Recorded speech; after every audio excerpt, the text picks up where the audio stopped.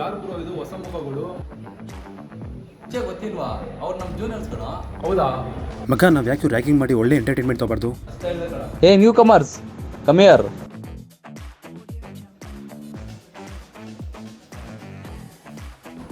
Day 2 come friend.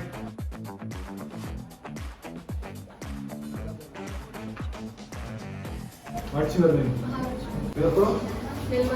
ಹಾಗಾದ್ರೆ ನಿಮ್ದು court ಮಗನ?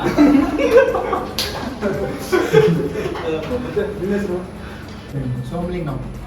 ಹಾಗಾದ್ರೆ ನಿಮ್ ಬೋರ್ಡ್ ಲೀಗನಾ?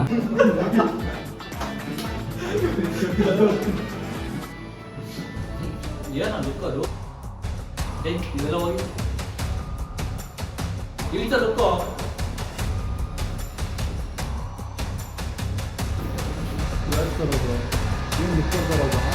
ಸರ್ ನೋಡ್ಕೊಂತೀನಿ ನಿಮಗೆ. ಬರೀ ನೋಡಿ.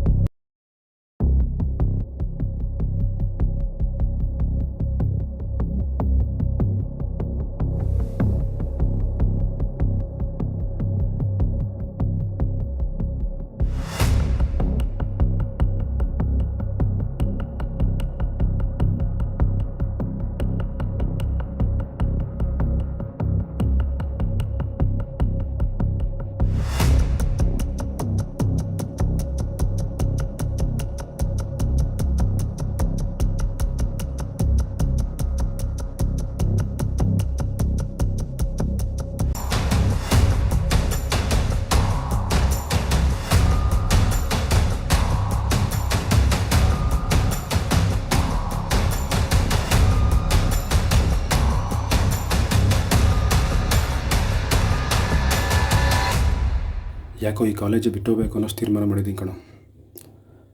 ಸೀನಿಯರ್ಸ್ ಹೆವಿ ಟಾರ್ಚರ್ ಕೊಡ್ತಾ ಇದ್ದಾರೆ. ಛೇ.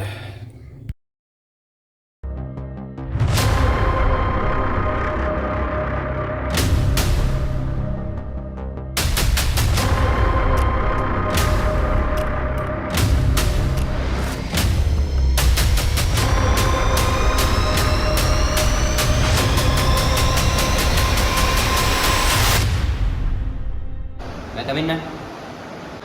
Yes, come in.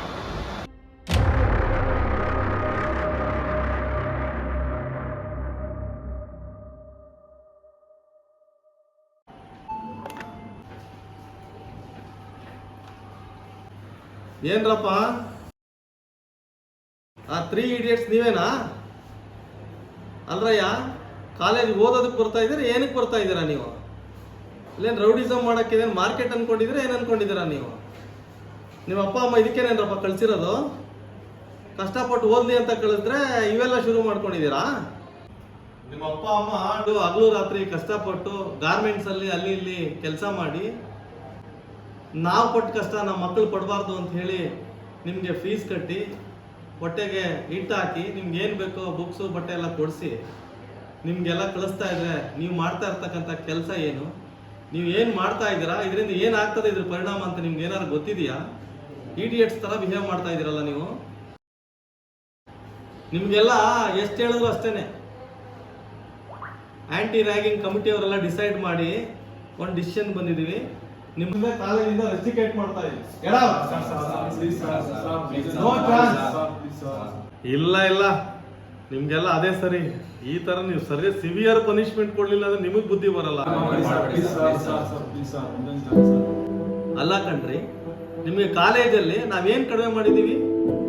ಏನ್ ಫೆಸಿಲಿಟೀಸ್ ಬೇಕೋ ಕೊಟ್ಟಿದೀವಿ. ನಿಮ್ಮ ಎಂಟರ್ಟೈನ್ಮೆಂಟ್ಗೆ ಅಂತ ಏನೇನ್ ಬೇಕೋ ಎಲ್ಲ ವ್ಯವಸ್ಥೆ ಮಾಡಿದೀವಿ. ಜಿಮ್ ಮಾಡಿದೀವಿ, ಎಲ್ಲ ಮಾಡಿ ನಿಮ್ಮನ್ನ ನಮ್ಮ ಮಕ್ಕಳ ತರ ನೋಡ್ಕೊಂತ ಇದ್ರೆ ನೀವು ಮಾಡ್ತಾ ಇರ್ತಕ್ಕಂಥ ಕೆಲಸ ಏನು?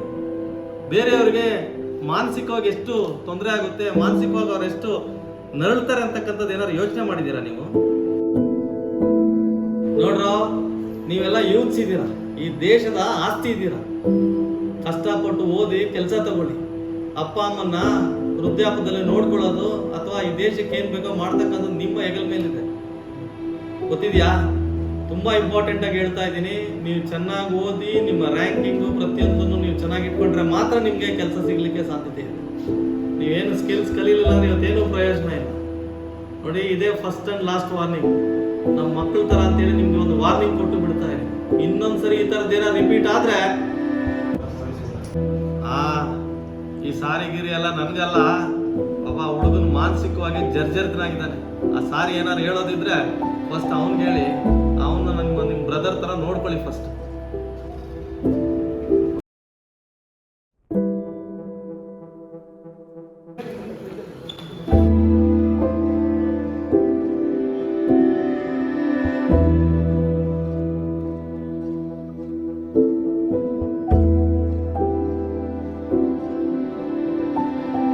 ಬ್ರೋ ಸಾರಿ ಬ್ರೋ.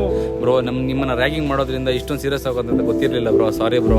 ಕಾಲೇಜ್ ಬಿಟ್ಟು ಹೋಗ್ಬೇಡಿ bro, please bro. Sorry bro.